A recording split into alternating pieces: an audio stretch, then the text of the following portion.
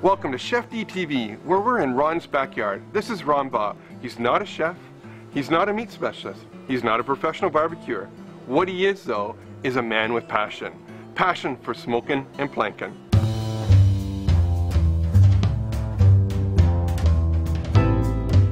So, Ron, how did you get started in all this? Growing up in, at Charleston Lake, we barbecued all the time.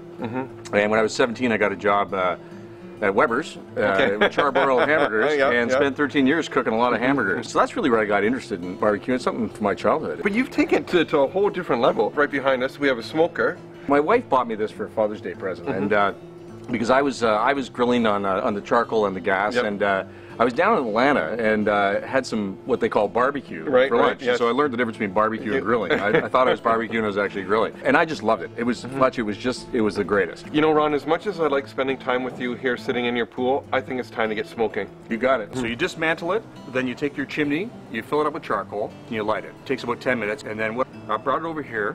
I put 5 or 6 chips of wood on there, added some fresh charcoal, because I wanted this. We've got a brisket, it's going to take a long time to do. Agreed. And then we put water in the pan. I know you've already got a little bit of water, but I thought, why don't we experiment by putting some beer in while we're smoking? Yeah, the beer is great, Fletch. And there we go. So we're going to have a beer-infused smoked brisket. How good is that going to be? That's going to be top-notch. And the smoking will subside. You won't, during your smoking process, the smoke's in the barbecue, the flavor, so the smoke will die down. But what we're going to do is we're going to try and get this barbecue to 250 degrees. Okay, perfect. You can see the smoke is just really coming through there now. Right. We got some grass-finished beef brisket here from my friends up at Al and Kathy up in Owen Sound. Absolutely beautiful big piece of meat. We're ready to go. Okay, so Fletch, what we're going to do now is we're going to cook this for about 7 hours. So I guess this is where we can sit back and just relax for a little bit.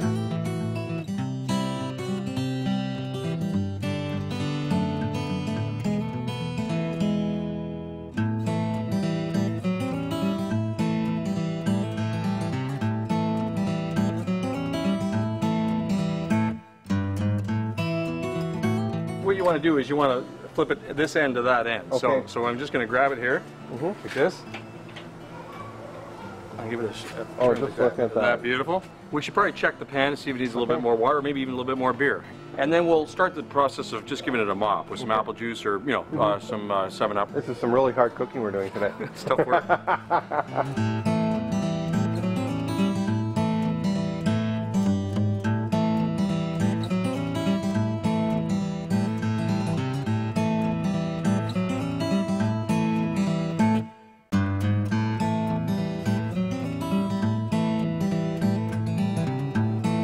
Ron, enough of this waiting. We got to get cooking. For those of you who don't have a smoker at home, Ron, you're going to show us how it's done. What we can do here in the barbecue is we can just use, and this is the same wood, it's just in smaller pieces here. We've got some mesquite and I think some cherry mixed together, right? We do. And it doesn't really matter, just find one you like and use it. Exactly. And, what we do is we soak this, we've had this maybe in the water for, I don't know, say an hour. It's good and wet, and all that does is it allows it to smoke before it burns. You know, it just takes the temperature down a little bit. What I do is, I just take a piece of foil. We're going to wrap this up, poke a few holes in it. We're going to stick it right down underneath the grill. It's on low right now. What I'm going to do, Fletch, is I'm going to turn this middle burner, which is my hottest one. I'm going to turn this up to, we're going to give your chips there a bit of a blast of heat. Okay, and then we're going to turn it back down to put our chicken on. So now, as you can start seeing, there's starting a little bit of smoke coming out of our package. We're going to turn the heat down because we don't want any flame. We want all the smoke. So Ron, you have a beautiful rub on the chicken. Now, what is the rub that you use? I know you're not going to tell me all your secret. Because I can't remember it. A little bit of dry mustard, Lowry seasoning, salt, pepper, cayenne pepper, chili. Yeah, I even use some oregano or things like that. Granulated garlic's the key too. Yeah. And you experiment all the time. You do, and I just make it up whatever I've got in the house. And now, I don't see a beer can under here. Why is that? Because this is the Ron Baugh method. Okay, so we're going to do things a little differently. What I do, Fletch, is I put the one on one side and one on the other. This is the hottest part of my barbecue, even though it's all on low.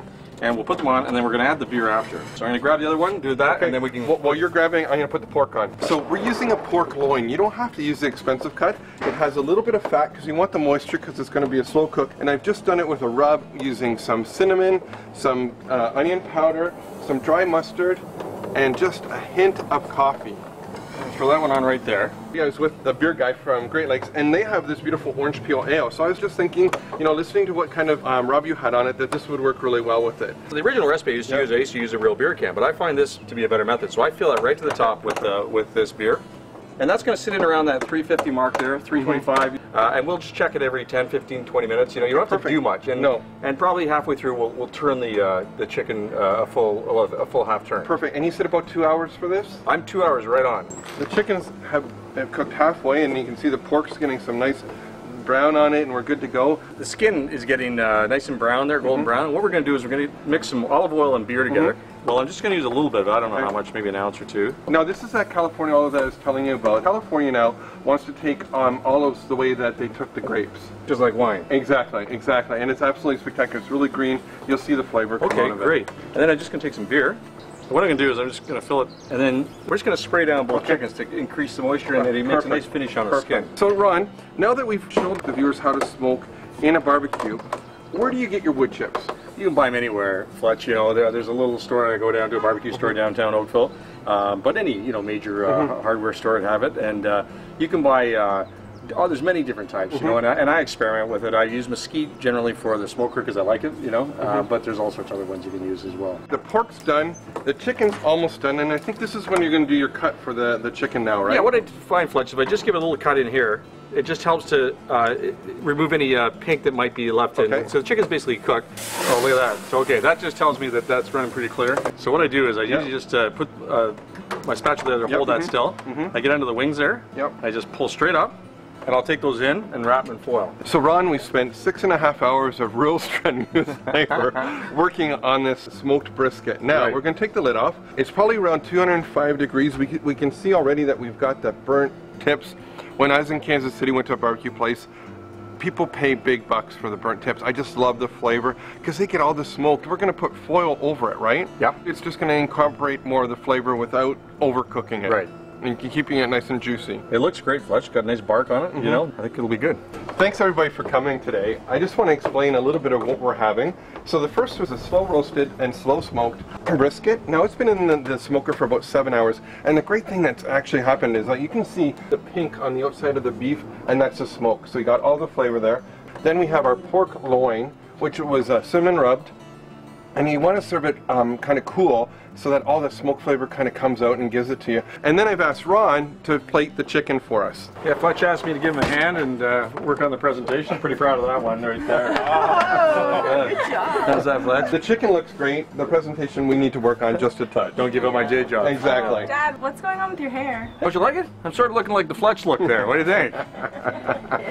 Today we cook some inexpensive meats that feed a large family or a party of people. The great thing about this is no stress, a little mess, and a lot of flavor. So try some of these great recipes and write to me. I'd love to hear about your experience. Here's to great eating. Because you're worth it!